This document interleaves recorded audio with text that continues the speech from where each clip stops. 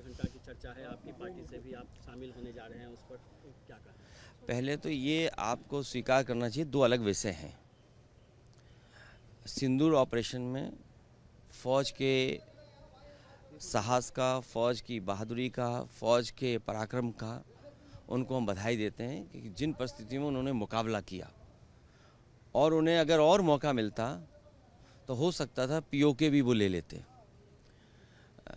जहाँ तक पहलगांव का सवाल है, जब चर्चा पहलगांव पर होगी, उससे पहले भी एक घटना हुई है, आखिरकार उसकी भी जानकारी अभी जनता को नहीं मिली है। और आप तो जागरूक लोग हैं, पहलगांव में क्या हुआ और उससे पहले जो हमारे जवान शहीद हुए थे उसकी भी जानकारी और सच्चाई अभी तक नहीं मिली है। तो आखिरकार आतंकवाद और आतंकवादी घटनाएं बार बार क्यों हो रही बीजेपी की सरकार में, सवाल तो यही है।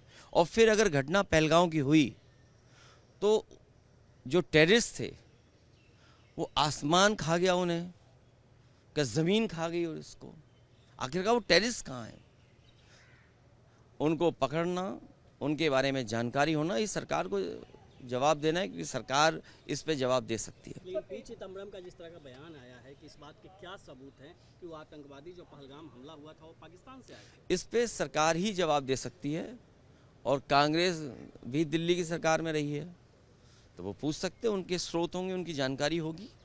और एक सवाल सर, उत्तर प्रदेश से, उत्तर प्रदेश के जो मुख्यमंत्री हैं, सबसे ज़्यादा दिनों तक मुख्यमंत्री रहने का उन्होंने रिकॉर्ड कायम किया है। ये कोई रिकॉर्ड होता है?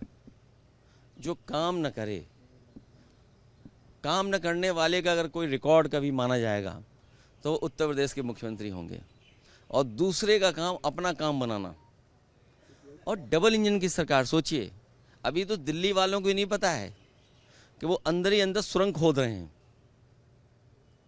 लखनऊ वाले अंदर ही अंदर सुरंग खोद रहे हैं, ये बाद में पता लगेगा। इसलिए रिकॉर्ड की बात मत करिए कि इतने दिन रिकॉर्ड, ये कहिए कि कहीं ऐसा तो नहीं है लखनऊ से अंदर ही अंदर सुरंग खोद रही हो। सर, पहलगाम हमला के बाद हम कह रहे थे पाकिस्तान से सब संबंध खत्म किया जाएगा, लेकिन एशिया कप में भारत और पाकिस्तान का मैच। देखिए, विदेश नीति हमारी असफल रही है। हमें दुख है कि जहां भारत का सम्मान दुनिया के कई देशों ने किया, लेकिन जब ज़रूरत पड़ी भारत को तो कोई देश हमारे साथ खड़ा नहीं हुआ। सम्मान अलग दृष्टिकोण है और हमारे साथ खड़ा होना अलग दृष्टिकोण है। तो चिंता का विषय तो यही है कि कोई देश हमारे साथ क्यों नहीं खड़ा है, जब हम व्यापार दे रहे हैं। चीन को कितना व्यापार दे रहा है भारत, आखिरकार व्यापार रुकेगा कि नहीं रुकेगा? और ये तो हम अपने भाषण में बोलेंगे कि भाई कोई प्रोग्राम बनाना चाहिए ना, जैसे नोटबंदी हुई, कोविड में हम लोगों ने थाली और क्या क्या बजाया, तो सरकार का सुनती है ना जनता। तो सरकार को ये फैसला लेना चाहिए कि अगले 10 साल में हम कोई चीन का सामान भारत में नहीं आने देंगे। इकट्ठा तो नहीं रोक सकते हैं। अब सोचिए, अमीरों का तो सब कुछ आ रहा है, लेकिन गरीब के लिए खाद की ज़रूरत तो कुछ नहीं आ रहा। तो 10 साल में ये कार्यक्रम भारत सरकार को बनाना चाहिए, जैसे हम सब लोगों ने समर्थन दिया था भारत सरकार का। तो ये सरकार भारत की एक कार्यक्रम बनाए कि अगले 10 साल में हम लोग स्वदेशी अपनाएंगे और चीन का कोई सामान नहीं लेंगे। ये जो चर्चा हो रही है, ये वोट के लिए भारतीय जनता पार्टी करती है। पाकिस्तान से ज़्यादा इसलिए करती है क्योंकि उसे वोट भी चाहिए, लेकिन असली खतरा चीन से है। या आप जितने लोग खड़े हो, जागरूक लोग, दिल्ली वालों, सब जानते हो खतरा चीन से है। पाकिस्तान से तो है ही, लेकिन पाकिस्तान से ज़्यादा हमें चीन से खतरा है। इसलिए भारत सरकार एक कार्यक्रम बनाए, 10 साल में कोई भी चीन का सामान हम लोग नहीं लेंगे। आखिरी सवाल सर, कि आरएसएस प्रमुख ने कहा है कि देश का नाम ट्रांसलेट नहीं होना चाहिए, भारत का भारत ही रहना चाहिए। नहीं, हिंदुस्तान भी अच्छा नाम है, हिंदुस्तान बहुत अच्छा नाम है, हिंदुस्तान के नाम में कोई कमी नहीं है। और भारत भी होना चाहिए, इंडिया भी होना चाहिए। इंडिया के साथ कौन था?